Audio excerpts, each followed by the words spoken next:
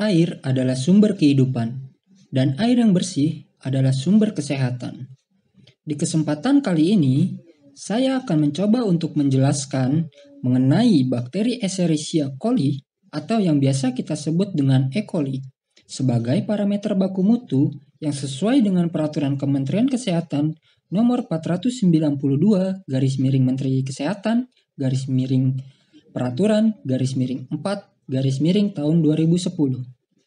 Tetapi, sebelum kita masuk ke dalam peraturan Kementerian Kesehatan ini, kita mengenal dulu yuk, apa sih Escherichia coli ini? Escherichia coli atau E. coli adalah salah satu jenis bakteri yang secara normal hidup dalam saluran pencernaan, baik itu manusia maupun hewan yang sehat. E. coli ini merupakan bakteri gram negatif yang termasuk dalam kategori Enterobacteria. Lalu apa sih yang dimaksud dengan bakteri gram negatif itu? Bakteri gram negatif adalah bakteri yang memiliki lapisan sel luar tipis dan dinding sel yang mampu menyerap warna merah.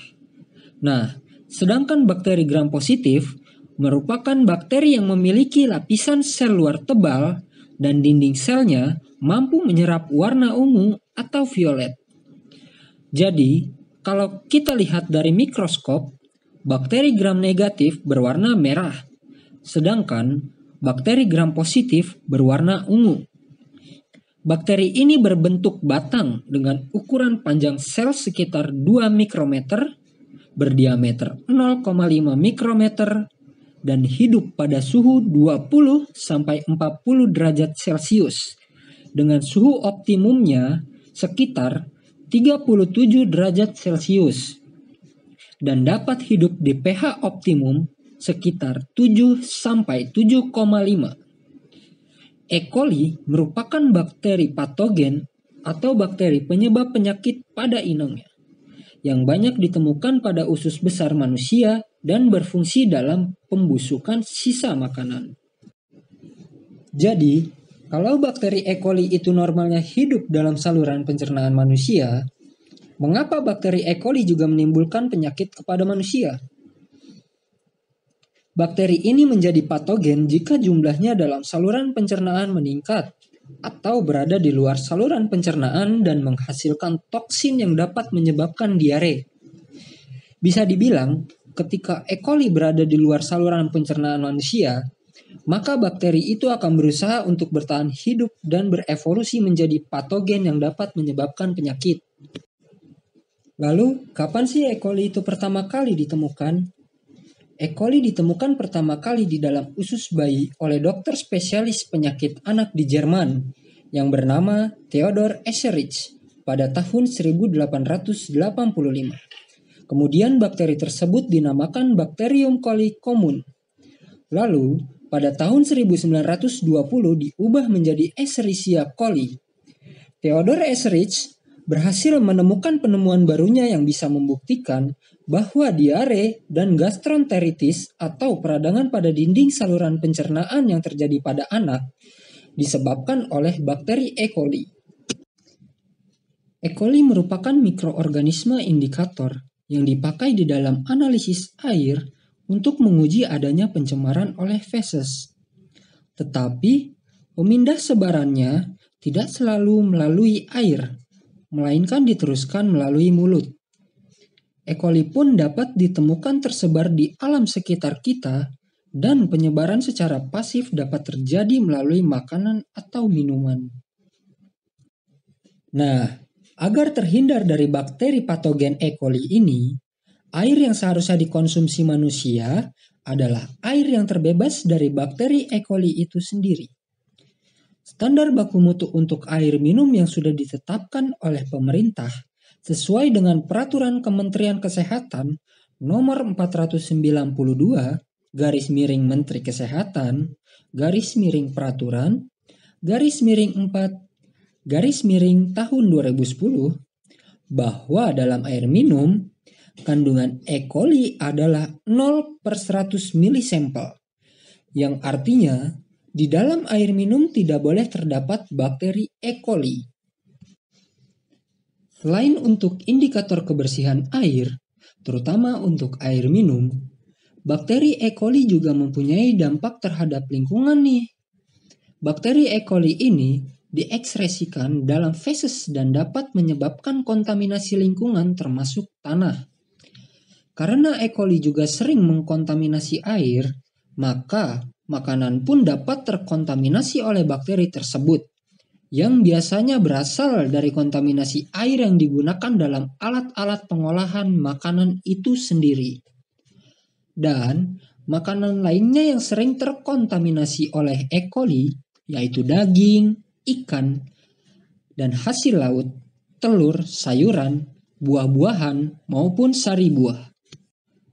Permasalahan kota-kota besar di Indonesia yang utamanya terkait dengan masalah lingkungan, seperti masalah tanah, air, dan udara, sudah banyak penelitian terkait 3 parameter tersebut. Pada saat ini, dapat disimpulkan bahwa kondisi ketiga parameter tersebut di kota-kota besar sudah banyak masuk dalam kategori tercemar. Kepadatan hunian di kota dan masih rendahnya tingkat sanitasi, pembuangan air limbah sembarangan, kepadatan septic tank penduduk yang dekat dengan sumur, sehingga ditemukan banyaknya jumlah bakteri E. coli pada air sumur penduduk. Contoh pencemaran E. coli di Indonesia yaitu di daerah Yogyakarta. Tingkat pencemaran bakteri E. coli pada air sumur di kota Yogyakarta cukup tinggi. Jarak septic tank dengan sumur yang terlalu dekat menyebabkan sebagian besar sumber air sumur dangkal di kota Yogyakarta tercemar oleh bakteri E. coli. Hal ini tentu akan berdampak secara langsung maupun tidak langsung pada kesehatan masyarakat, utamanya masyarakat yang setiap hari menggunakan sumber daya tanah, udara, air yang telah tercemar. Lalu, apa sih dampak bakteri patogen E. coli terhadap manusia itu sendiri? Jenis E. coli yang menyebabkan penyakit mempunyai sifat virulensi yang tidak didapatkan pada mikroba normal. Jenis yang dimaksud adalah bakteri E. coli yang sumbernya dari luar, seperti yang sudah dijelaskan di awal tadi. Sifat bakteri ini mempunyai kesamaan juga di dalam mekanismenya, yaitu adalah pelekatan pada epitel usus atau dinding usus. Sifat-sifat ini memungkinkan jenis E. coli menimbulkan penyakit melalui kesemua mekanisme patogenik untuk diare bakterial, yaitu invasi atau masuknya bakteri dari mulut dan dilanjutkan ke proses pencernaan selanjutnya. Produksi toksin atau racun dari bakteri itu sendiri, dan perekatan pada epitel atau dinding-dinding saluran pencernaan. Penyakit yang ditimbulkan oleh bakteri E. coli ini adalah diare. Diare yang sering dialami oleh manusia ada 2. Yang pertama adalah ETEC atau Enterotoxigenic E. coli. ETEC merupakan bakteri penyebab diare pada anak dan wisatawan yang berpergian ke daerah memiliki sanitasi buruk. Oleh karena itu, diare yang disebabkan oleh jenis bakteri ini sering dinamakan diare wisatawan atau bahasa ilmiahnya traveler diarrhea. Faktor kolonisasi ETEC yang spesifik untuk manusia adalah E. coli mengeluarkan toksin yang melekat pada epitel usus sehingga dapat menyebabkan mual tanpa demam dan diare yang berupa air disertakan mukus atau lendir. Lalu, yang kedua adalah EHAC atau Enterohemorrhagic E. coli. EHAC hampir seluruhnya adalah E. coli tipe 0157H7. E. coli tipe ini tidak mengadakan invasi pada mukosa atau lapisan kulit organ dalam pencernaan dan juga tidak melekat pada epitel pencernaan. Faktor utama virulensinya adalah pengeluaran toksin yang terbatas pada bagian usus sekum dan kolon. Namun, toksin dari E. coli tipe ini juga merusak sistem peredaran darah dan menyebabkan salah satu diare yang mengeluarkan darah. Gejala klinis dapat muncul beberapa saat setelah mengkonsumsi makanan yang telah terkontaminasi, maupun beberapa bulan kemudian. Selanjutnya, diikuti dengan rasa mual, dan sakit perut yang disertai kram, panas tinggi, bahkan bisa sampai menyebabkan kegagalan ginjal maupun stroke. Jika dilihat dari penyakit yang ditimbulkan, berbahaya sekali ya. Lalu seperti yang sudah dijelaskan di awal tadi, apakah ada keuntungan lain dari bakteri E. coli selain untuk pembusukan makanan di dalam usus kita? E. coli adalah bakteri yang pada umumnya hidup di dalam usus besar manusia. Kebanyakan dari bakteri E. coli tidak berbahaya, bahkan keberadaannya bisa dibilang menguntungkan. Fungsi lainnya yaitu, bakteri E. coli yang berada di dalam usus besar manusia berfungsi untuk menekan pertumbuhan bakteri jahat. Selain itu, fungsi utama yang lain dari E. coli berperan dalam memproduksi vitamin K melalui proses pembusukan sisa makanan. Vitamin K berfungsi untuk pembekuan darah, misalkan saat terjadi pendarahan seperti pada luka atau mimisan. Vitamin K membantu menghentikannya.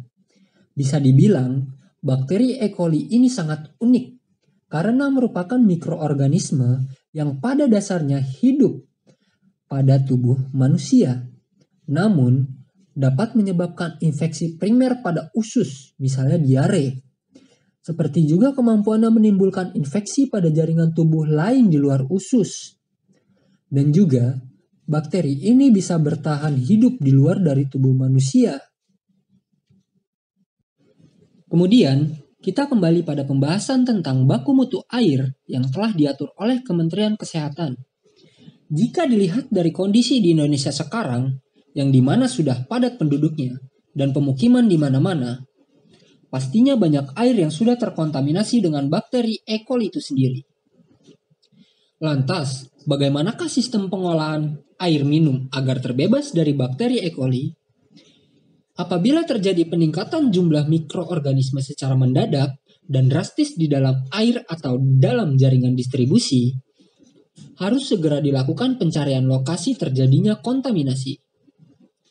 Telah kita ketahui, persyaratan air minum telah ditetapkan bahwa kandungan bakteri coliform maupun E. coli harus 0/100 mili. Jadi, salah satu cara untuk menangani pengolahan air jika terdapat mikroorganisme patogen di dalam air adalah dengan proses disinfeksi. Apa sih proses disinfeksi itu? Disinfeksi merupakan proses untuk menghilangkan atau membunuh segala hal terkait mikroorganisme baik virus dan bakteri pada objek benda mati. Lalu, seperti apa proses disinfeksi itu sendiri? Ada beberapa proses disinfeksi. Yang pertama, filtrasi lambat. Kedua, pemanasan.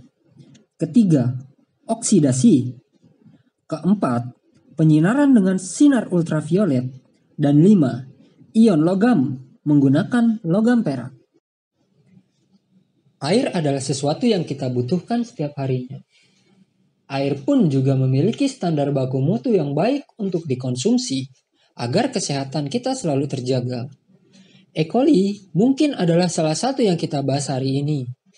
Akan tetapi, masih banyak lagi mikroorganisme dan zat-zat lainnya yang berbahaya bagi tubuh kita.